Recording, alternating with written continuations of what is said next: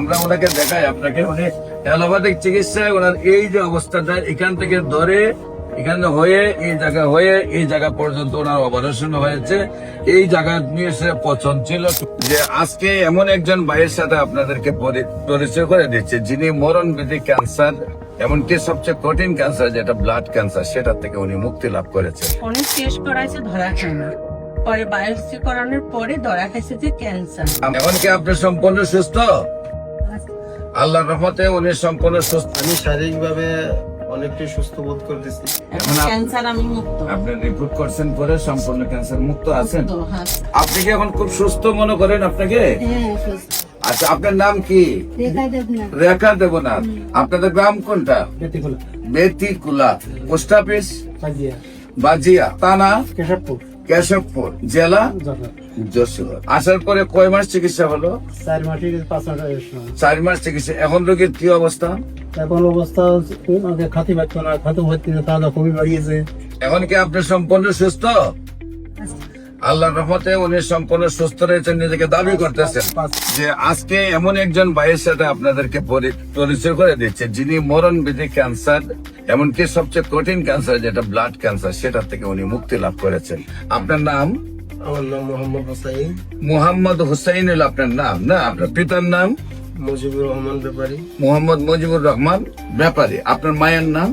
উত্তেজা বেগম। উত্তেজা বেগম। গ্রাম হলো কোথায় বললে? গ্রাম দক্ষিণ দশানি। গ্রাম হলো দক্ষিণ দশানি। দশানি। পোস্ট অফিস দশানি বাজার। দশানি বাজার, থানা মতলব, জেলা হলো চাঁদপুর। কনফার্ম হওয়ার জন্য তারা বিসিএল এবিএল টেস্ট করার জন্য বলে। সেটা আমি ওখানে করি টেস্ট, তখন তারা দেখলো যে আমার শরীরে এটা জীবাণুর উপস্থিতি আছে। আগে সমস্যা হইতো, আপনার রাত্রে ঘুম হইতো না, খাওয়া দাওয়া রুচি ছিল, মেজাজ খিটখিটে থাকতো, বা নিজেও একটু মোবাইলে গাড়াগাড়ি করে বিভিন্ন ডক্টরদের ভিডিও দেখি বা তাদের মতামত দেখি যে আসলে অ্যালোপ্যাথি এটা স্থায়ী কোনো সমাধান এই পর্যন্ত আবিষ্কার হয়নি। আচ্ছা, অ্যালোপ্যাথিক চিকিৎসা আপনার কত টাকা খরচ হয়েছে? ওইটা ওভারঅল বলা যায় আমার 7 থেকে 8 লক্ষ টাকা। এই তো 5 মাস ওষুধ আল্লাহ তাআলা খাওয়াইলে আলহামদুলিল্লাহ এখন বর্তমানে আমার অবস্থা, আমি শারীরিকভাবে অনেকটাই সুস্থ বোধ করতেছি। আগে যেটা হয়তো আমি একটু হাঁটা চলা করলে খুব ক্লান্ত হয়ে যেতাম, বা সিঁড়ি দিয়ে 1 তলা 2 তলা 3 তলা উঠলে খুব হাঁপায় যেতাম। তো এখন আলহামদুলিল্লাহ এই সমস্যাটা আমার নাই। আপনার নাম? আমার নাম হচ্ছে নাজমা। নাজমা আক্তার। আপনার স্বামীর নাম? নজরুল ইসলাম। নজরুল ইসলাম। আপনার গ্রামের বাড়ি? গ্রামের বাড়ি ভোলা। আপনার ভোলার মূল গ্রামের নামটা কি? ভোলা আমাদের চরবেশন। চরবেশন। পোস্ট অফিস হাঞ্জুরহাট, থানা শশীভূষণ, জেলা হলো ভোলা। টেস্ট করার জন্য গেছি, তখন বেস্টের ডাক্তারও দেখাইলাম। পরে বলছে যে আপনার বেস্টের সমস্যা আছে, ইমিউনিটি আল্ট্রাসাউন্ড করে অনেক টেস্ট করাইছে, ধরা খায় না। পরে বায়োপসি করানোর পরে ধরা খাইছে যে ক্যান্সার। তখন উনি আমাকে এখানে ঠিকানা দিছে, তারপরে আমি আইসা আপনার থেকে ওষুধ নিয়ে খেলাম। এই 2 বছর হয়েছে, আমি এখন ভালো ইনশাল্লাহ। চিকিৎসা কতদিন করা হয়েছে আমার এখানে?